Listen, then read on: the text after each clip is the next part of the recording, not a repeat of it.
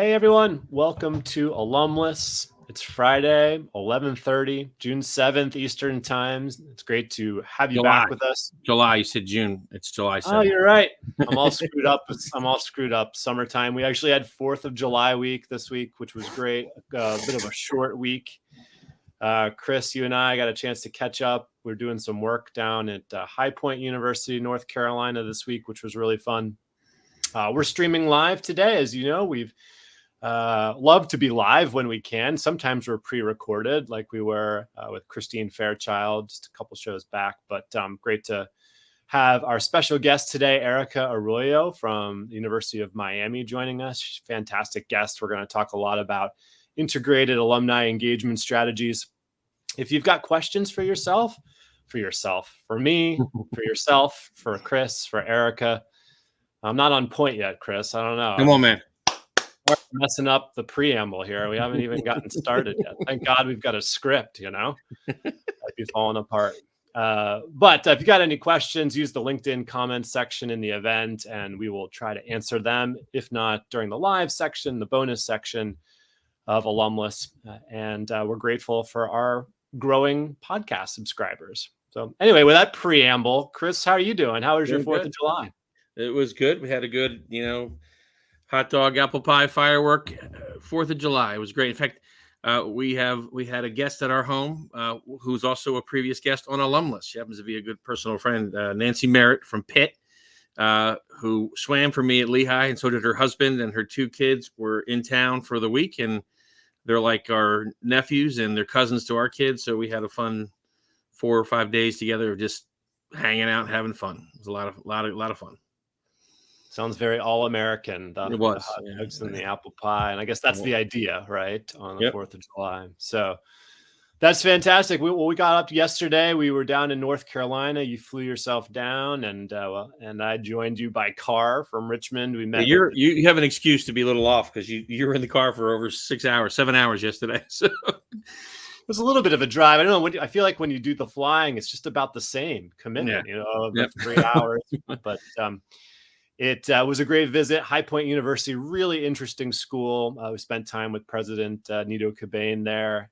Fantastic guy who's a prolific fundraiser for the university. Amazing the expansion that they've had at High Point. We had a great discussion about finding the right balance when it comes to the degree to which we're thinking about donor-centered engagement strategies versus alumni-centered engagement strategies. He really made the point that donors have been absolutely crucial to the massive expansion that they've made. And actually, alumni engagement needs to be more in the center moving forward. But point is that every university is trying to figure this bit out, right?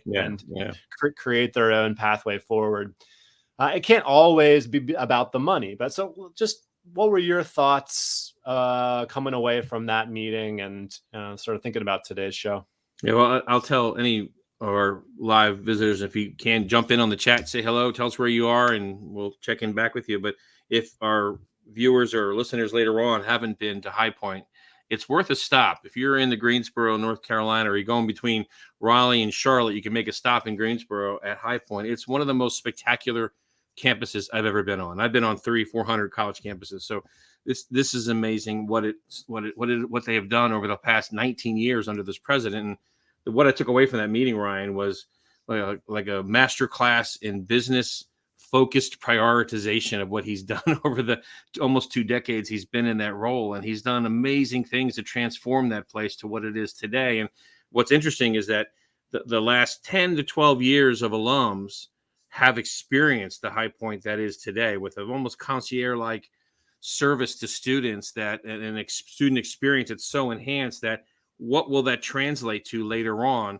in support for the institution is a really good question. I posted this on LinkedIn yesterday, and someone jumped in and added a comment on this topic. And I think they're showing great improvements around pride, being informed about the school, their attitude about the school, their overall engagement. What's interesting, though, as we saw in our data, while it's improving, it's below a benchmark that we're looking at, is their willingness to consider High Point as a philanthropic priority. And the hypothesis I have is I wonder if because the investment in the institution has been so great, that the most recent graduates don't feel like the High Point needs their money? And it's a really good question. I think we should spend some time with them, and even on this call today, Erica probably has an opinion about this, about how do you raise money from young alums is a really, really good question. It is really tricky, really unique campus. It was a great visit. You have to, Cameron Hall, who's listening, mentions the gates. It is a gated university, which is interesting. Right. Yeah. You actually can't just stop by. You need to know somebody to get you through the front gates, which, provides an entirely different experience, I think, for folks. But anyway, so we were there. We're going to bring out our special guest today, Erica Arroyo, because at the University of Miami, Office of Advancement, they've got a unique approach. I think we talked to lots of folks at lots of schools. I think it's fair to say Erica and the team there are out in front when it comes to more integrated engagement strategies. So let's bring Erica to the feed. Hello, Erica. There she is. Hi. Thank you for having me. We're really grateful that you could spend some time with us. And, we ended up titling this episode Developing an Integrated Advancement Model. And I think that could definitely have different meanings depending on who you ask what integrated means. And Chris and I come across that a lot, where integrated means something different to everybody. And, you all have an approach that is fully integrated, I think is the language that we were using. And maybe you could just sort of start off by explaining a little bit about what does that mean for you all? What does fully integrated mean? Sure. The easiest way, I was trying to figure out the most simplistic way to state it. Everyone on the team is an engagement officer, and everyone also fundraises. So that's in its simplest form. We all engage and we fundraise. I think it's helpful to sort of talk about the structure of my team that will help put it into context. So while most shops have alumni relations and annual giving combined, we did that quite early on. We've now expanded that. And so we have other layers within our team. We've added family relations and we've added volunteer leadership. And so essentially we have 4 parts of the org working together to build pipeline. So we have our traditional annual giving team, which we call philanthropic giving and digital engagement. And they're the folks that are sort of the foundation, doing the main broad stream solicitations and engagements via surveys, digital touch points, to see who raises their hand and sort of, shows interest, starts giving maybe annually, gets involved in a survey. Once they start percolating up from that level, they usually go on to our lifelong engagement team, which is your traditional alumni relations team, except we really do programming for all. It's not just alumni, which is why we call it lifelong engagement instead of alumni relations. And that has, our school and college affinity groups, special interest groups, campus-based programming like Alumni Weekend. They're trying to get someone more involved after they've raised their hand, they've participated in a few surveys. Perhaps they'll get involved in an affinity group. Perhaps they'll get involved with a school or college group. Then that team works them a little bit more to get them more leaned in. Then let's say people then raise their hand in that capacity and really show growth. They would then work with one of my other teams, my volunteer leadership team, which manages all of our alumni boards, our president's council, our young alumni leaders council, or they might get involved on the parent side with our parents council and that team. And essentially they're growing in their trajectory, if you will. Their level of involvement and giving should be going up over time, with the ultimate goal of folks would graduate from that family relations team or that volunteer leadership team to then be referred on to a major gift officer. And so then that person's ready. They've already been making leadership gifts. They are involved on a board. They're giving, and they're ready for that next step. And so we work hand in glove with the major gift officers to then pass those referrals on. So it's a fully integrated system, if you will, of pipeline development, where everyone on the team is engaging, everyone is intentional about fundraising, all on various levels, but primarily under the 100K level is where we're focused.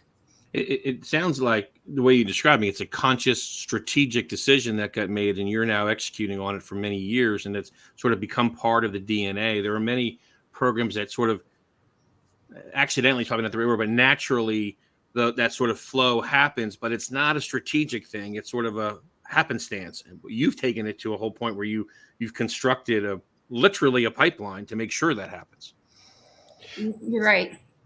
Is there a handoff? I mean, we're already off script. Yeah, right. I do that all the time, Ryan. Sorry. But is there, because I imagine there's two parts, right? There's the program development and manage component. Like take the second layer where you have groups, right?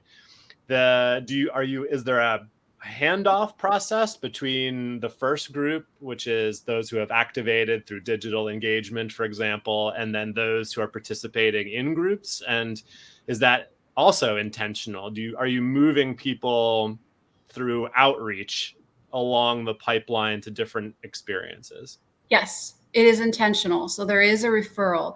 I would say where it gets a little bit more of a partnership is when we get to the major gift level, because our senior VP does the greatest analogy with this. So we are the generalists in our shop, and the development officer is a specialist. Like when you go to your general primary physician, that's your primary doctor. But then you do have a specialist when you need something, let's say, that comes up that's more serious. So you need to see a surgeon that specializes in that. So we still sometimes will be, always the generalist that the donor or the alumnus would come back to, right? Because we were their initial point of contact.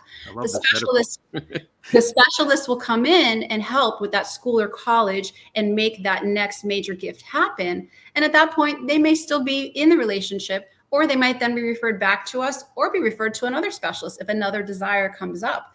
Or they may be labeled not a prospect now if they've already given where they want to give for their life and there's not a major gift strategy to continue on with.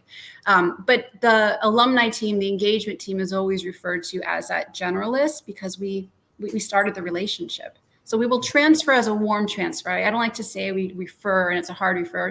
Sometimes it is, right? But we still like to work with that person, so it's not just cold and goodbye and not see them again, because that is unnatural too. Right. Yeah. What's the ongoing engagement plan for these folks, right, who you're bringing along? How do you keep them warm over a lifetime, which would require a generalist and specialist approach? But we talked about, we were going to entitle the episode, we were going to use the word qualification in it, right? Because it's very much about the work that you're doing is that building of a handoff, qualifying people, not just for their giving potential, but for their engagement potential, probably. And moving people over to your development colleagues. Can you share a bit more about your work and how you think about qualifying and that outcome? Yeah, so it's a great question. I would say it's evolved as well. So we've been in this about 4.5, maybe 5 years now. And so what we started as qualification was a much more warm sense of the word. And that was intentional because, mind you, my team, they were all alumni relations professionals, and we made this switch. So it was a big shock to them. Yeah, and so we had to make sure that they felt comfortable with this change.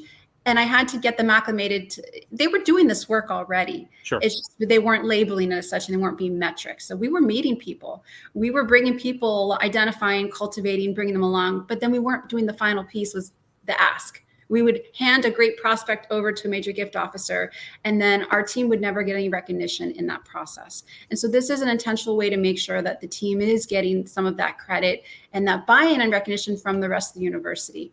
But to answer your question, we started with qualification in a more loose term of someone who's ready to make a gift, certainly, but someone that's ready to be more involved, someone that perhaps is going to be tapped to be a leader in one of our Canes communities, our alumni club, or one of our volunteer leadership boards. So someone who is ready to be more intentionally involved with the university. We would consider that a qualification, a successful qualification. And so in essence, when you find someone, you meet them, you qualify, are they ready for the next step to be deeply involved with the university in one of those ways? Fast forward, now our qualifications are leaning more towards the higher levels of involvement or engagement, which do translate to dollars, if you will, or a significant leadership capacity. But in the very beginning, it was who's ready to be more involved, roll up their sleeves. Let's get those people under our umbrella and really cultivate and work them further. Yeah. Who wants to be more involved? I think that's awesome. Chris, so do you think we'll see more teams doing what Erica is doing? And is there a risk of being too integrated? Well, we're already seeing it. As you both know, there's been, I'm sure our listeners know, that there's been this sort of ebb and flow of these thinking about joining these, structurally speaking, organizationally speaking, annual giving, alumni engagement, and other components. And it was apart, it was together, it went apart, and now we're starting to see another trend of coming back together again. And NC State went this way a year ago. Syracuse, Ohio University, Indiana University, Lafayette College, large, small, and everything in between are experimenting with this right now. And my goal is to have people to stay with it for like 10, 15 years so we can see some longitudinal data and the impact of it. But at the end of the day, we can't have it all about dollars. There needs to be broad-based engagement too. And so I don't think you stop the broad-based engagement work that may not lead to fundraising outcomes, because there's lots of things alums can do to support an institution, recruit students, mentor students, hire and internships, and all that are all important work that doesn't have necessarily a direct fundraising result. Although you could argue that many of those other things have a revenue return to the institution as well. So, but yeah, go ahead, Ryan.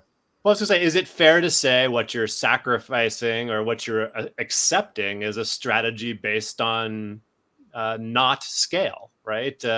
You're not trying to engage as many people as possible, or you're trying to engage a smaller subset of donors, right? Creating a deepening strategy versus a breadth, Yeah. Erica, do you disagree with that, or do you, I completely agree. And I should have said that. So we are more targeted. And so my staff is more targeted in their approach, but we have not stopped the broad base. And I don't think any model is successful that ignores the broad base. That is completely necessary. I was talking to an alum the other day who said, I could win the lotto tomorrow. I don't have hundreds and thousands of dollars to give you today, but invite me to an event. Stop, don't talk to me because I don't have money, because I could win the lotto tomorrow. I said, you're exactly right. And that's why we still do these things. So we have the broad-based events, the alumni weekend, the signature programs where everyone's invited. Just my team is hyper-focused on certain individuals that are trying to build pipeline for our next campaign. And our leaders and our volunteer boards and our Canes communities are doing more of the broad-based work than my team used to do. So it's still an existent, and we still step in. It's just more intentional, more strategic, because as Chris said, it's hard to do everything at scale when you have a certain number of staff members per alumni population. When you do the math, it's not physically possible for us to reach everyone. You have to have that multiplier effect. And that's when successful leaders, strong leaders come into play to help with that broad-based programming. Right. It sounds a little bit like the ABCD strategy we talk about in our work. A equals principal gift, B major gift, C annual gift, D is everyone else. And you got to have ABCD activity like you just described, the homecoming, regional chapters. But when an A or B level prospect shows up at those events, we want to make sure we know that that person's there and they have the right best experience as possible, so that we're targeted in the same way. So that's an approach we're actually talking about with several clients right now, and they're taking this up as a strategy, sort of almost like to build a common language internally, so we all know what we mean when we're going to have a targeted approach like you just described, Erica. I love it. It's also interesting because we have another client who's we grappled with the idea of breadth versus depth, and we started, which do you want to focus on? And he's like, yes, which is which is both. And so I think it's really hard for a school, and you've got the 4 case metrics, and your inclination is scale, right? Grow it bigger, more numbers, more people, more activation. And I think you have to give yourself as an organization permission to do it your way and to focus on being integrated in your way. Erica, what would you say are some growing pains you've experienced the last couple of years? Oh my, many. And we're still going through them. I'd say as we continue along, we're tweaking. I mean, it's not a perfect model. The biggest growing pain was getting everyone on board. I think that's the biggest thing to making sure that this is a success. We had the buy-in vision really from our senior vice president, my team, making sure all of my leaders were on board with this direction, and then moving forward. Growing pains, of course, we didn't have some staff members that were in alignment with our new direction. And that's okay, because we were able to then bring in the people that were really, really ready to take this risk and go on this journey. The biggest growing pain is really just getting folks comfortable with fundraising and letting them know that they're already doing it. That I think was the biggest success and aha moment, though it was hard to get there. Again, when I look at the leadership at our university, our board of trustees, our dean's advisory councils, a lot of those people, the majority of those people were folks that my team found back in the day. We found them, created those relationships, and really cultivated them Fast forward a decade later, now they're in these leadership positions, but no one knows the story of how those originated. And so I share that with my team quite a bit to say, you guys are so integral to the next campaign that we will enter for our university, because the relationships that you're finding now and cultivating will be the future leaders making those major gifts and holding those positions across the university. And they're already doing it and they just don't realize it. And so that was a big aha moment for them. They're doing all the hard work, the complicated work of finding someone, that diamond in the rough, really getting their trust, building that relationship. That's hard work. It's not an exact science, if you will. It's a lot of relationship and long time. The ask is the easy part, and getting them comfortable with that really was key for us. Let me take us off script again further, Ryan, if you don't mind, because I'm curious, Erica, in that process you just described, did you even think about, worry about, or spend time sharing this approach with volunteer leadership, specifically an alumni board, for example? Yes. Of what we're doing. Absolutely. Yeah. They're part of it too. I mean, not everyone would hear, how the sausage is made, but certainly those that are our strategic partners and helping us to do this in the multiplier effect, they had to be a part of this buy-in to help us do what to reach the goals we wanted. Any pushback from them on this? No, because again, I think that trust was built early on. We had the right leaders that knew that we had a job to get done, and they believed in the direction we were heading in. So no, not really. Let's not let that go by without saying this. You got that response from them because you've managed that group well, brought them along on the journey, asked them to head this direction, and they were on board because of the work you did leading up to it. Correct. If you took an average alumni board who was focused on the broad-based thing and said, we're going to come over here to this tent and be more targeted, there will be some that will go, yep, I'm with you. And others will go, no way in hell, I'm not part of this. Correct. But you've done the work. I want to make sure that point's clear. Correct. It wasn't just, yes, of course, we'll do anything you say. Right. It was the trust and the years of relationship leading up to that. Absolutely. Yeah, the groundwork of focused effort on engagement, right, over the course of time allows you to be more integrated, over the long run and ramp it up. And one of the examples of the integrated work that you've been doing, I think, was the way in which you all reorganized or pivoted your regional strategy.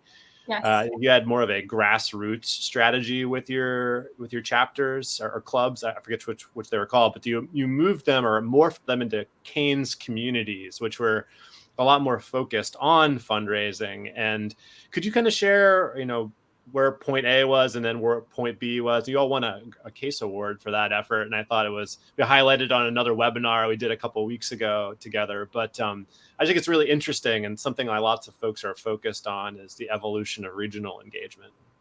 Yeah, no, and I think again, Chris hit on a point of how it was work done in the past that sort of built the framework for the future. Our Canes communities, and that shift was a big intentional move away from just focusing on alumni and then focusing on a broader sense of a constituent. So parents are allowed to be involved in our Canes communities, donors, fans, friends of the U, grateful patients, students. So it's not just alumni that we're servicing. So we were intentional and brought our regional boards along in that shift from alumni clubs to Canes communities, which are servicing everyone, broader impact, much more engagement. And so our Canes communities, which were very much grassroots, are now more strategic in that we have levels. We're the Miami Hurricanes, so we have our tiers, if you will, named after categories of a hurricane. So category 5 is our premier market. They are the ones that are engaging the most, have the most strategic programming to reach our goals of engagement and fundraising, and have specific things that they're required to do within region. And then they get in return specific things from my team. So a staff person perhaps will visit them more frequently or help plan an event, provide sponsorship dollars, those sorts of things. Category 4, 3, and it goes on is the different levels, again, of things that they would provide and what we would give in return. And this helped us to be more strategic in how my staff was spending their time with these groups. So the groups that are helping us reach our goals and have the most impact, we're spending our most time with. And people can move up and down in the grid, right? They sort of had an initial rating, if you will, but based on how they're programming, they move up and down every fiscal year based on what the output is and how they're reaching their goals, how much money they might be raising for their Canes Community Scholarship. How many people are they bringing into the fold as referrals back to our team? Do they have a full leadership board that's giving back financially to the university?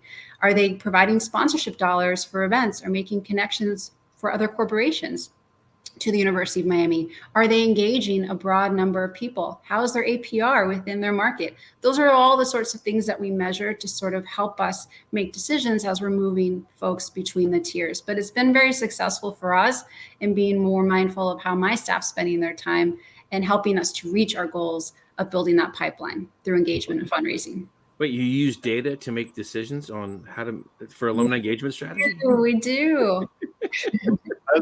Josh in the comment section asked a great question about how the clubs responds, and I was one of the things I was thinking. Do you imagine? Is this a competition between the clubs, or is this like an internal methodology of ranking? Are the clubs aware of the way you're moving them up and down?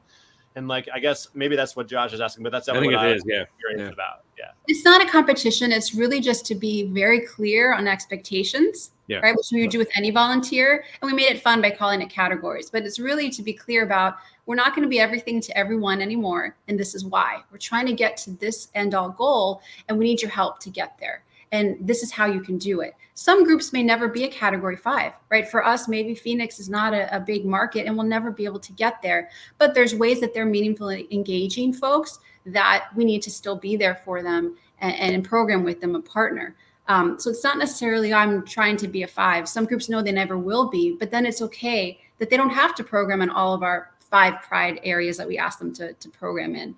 But in turn, we're not going to be, as president in their market, perhaps the president might not make a trip to Phoenix unless there's a really strong case to help us meet our goals that fall outside of this sort of structure that we've created. Yeah. A good follow-up question there from Scott Francis about the clashing of the fundraising related responsibilities versus the engagement program development related responsibilities.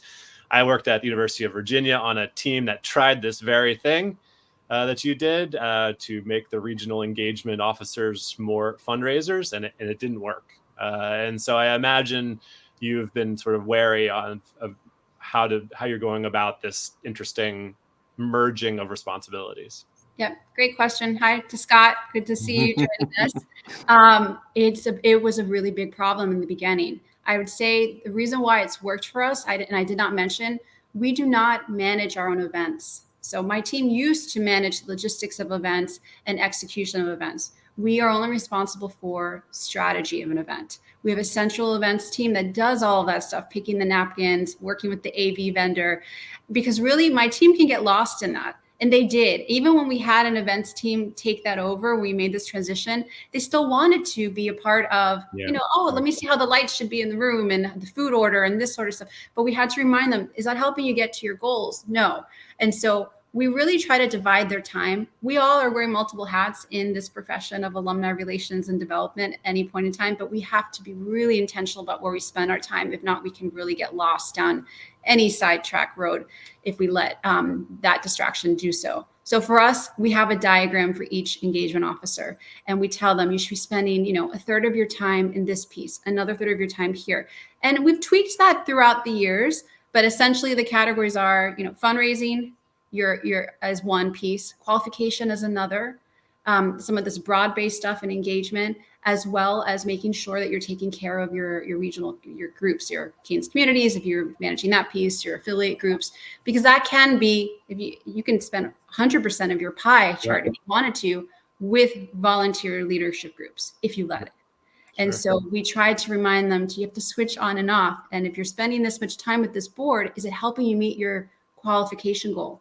Is it helping you meet your solicitation goal? Is it helping you with your dollars raised? Right. If it's not, then you have to spend less time in that category. And so being very mindful of that is key. If not, you can get lost in it, and it will not work. Share with the group, quick profile. How many alumni for University of Miami? Your big number. 200,000 living alumni. Okay. How many on your staff central, and are there other alumni professionals scattered across in units across the university? My team, 45. And there are a few sprinkled alumni professionals here and there within schools and colleges, but most of it is centralized program. Yeah. Okay. Yeah. There's a lot of people who just went 45 when you said that. Listen to this right now. I'm sure of it. It wasn't always that way, though. When I started as associate vice president, I've been at the U for 17 years, but when I got this role and made this big transition, we were about half of the size. And we made the intentional decision that the leadership did to grow the team with this goal in mind. And with the targeted strategy, you have a better argument to make for additional resources. I believe that 100%. I get into this debate quite often with other alumni relations professionals. And it's helped. And we have a track record now. The first year, we didn't have any money coming in except for the annual giving dollars that we had from that program. And last year, my team closed 25 million. So we've shown a growth over time, and that'll continue to grow. In the grand scheme of things, with a campaign is 25 million. It's a drop in the bucket when you're talking about billion-dollar campaigns, but it shows relevance for the team, and the referrals and the pipeline are going to continue to show dividends. And that's what we're trying to show now. I love it. Love it. Love what you're doing. Yeah, me too. And Joshua Jones, we're going to tackle your question in the bonus section of Alumless this week. Thanks for asking it. Erica, lots of great thoughts in there. So much good stuff. I know people were listening and learned a lot from you already. And we've got 30 more minutes of conversation coming up in the bonus section. Before we sign off for this week, Chris, who are we featuring? I think you should introduce this speaker because this is your recruit. I'm proud of what you did here. Me too. So Temi Akin-Aina is the Associate Vice President for Alumni Relations at Western University in Canada. And she's a really exciting up-and-comer in the field. Went from an associate director role at Concordia University to an AVP level role at Western, leading a large team now in Canada. And she's already been flying all over the world, making her presence known for the university. So I'm excited to talk with her in 2 weeks' time.